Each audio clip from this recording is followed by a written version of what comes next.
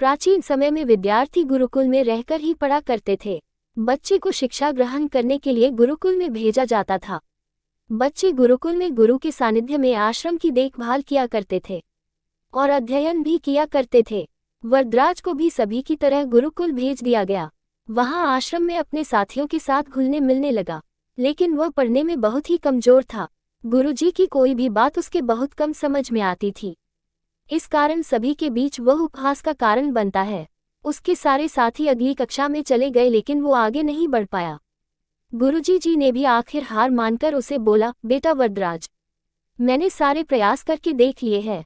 अब यही उचित होगा कि तुम यहाँ अपना समय बर्बाद मत करो। अपने घर चले जाओ और घरवालों की काम में मदद करो। वरदराज ने भी सोचा कि शायद विद्या मेरी किस्मत में नहीं है, और भारी मन से गुरुकुल से घर के लिए निकल गया। दोपहर का समय था। रास्ते में उसे प्यास लगने लगी। इधर उधर देखने पर उसने पाया कि थोड़ी दूर पर ही कुछ महिलाएं कुएं से पानी भर रही थी। वह कुएं के पास गया। वहां पत्थरों पर रस्सी के आने जाने से निशान बने हुए थे। तो उसने महिलाओं से पूछा, ये निशान आपने कैसे बनाए? तो एक महिला ने जवाब दिया, बेटे ये निशान हमने नहीं बनाए। ये तो पानी खींचते समय इस कोमल रस्सी के बार बार आने जाने से ठोस पत्थर पर भी ऐसे निशान बन गए हैं। वरदराज सोच में पड़ गया।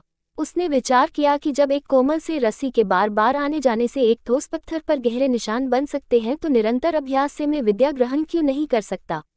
वरदराज ढेर सारे उत्साह के साथ वापस गुरुकुल आया और अथक कड़ी मेहनत की। गुरुजी ने भी खुश होकर भरपूर सहयोग किया। कुछ ही सालों बाद यही मंदबुद्धि बालक वरदराज आगे चलकर संस्कृत व्याकरण का महान विद्वान बना, जिसने लघु सिद्धांत कौमुदी, मध्य सिद्धांत कौमुदी, सार सिद्धांत कौमुदी, गीर्वाण पद्मंजरी की रचना की। शिक्षा मॉरल। दोस्तों, अभ्यास की शक्ति का तो कहना ही क्या है। यह आपके हर सपने को पूरा करेगी।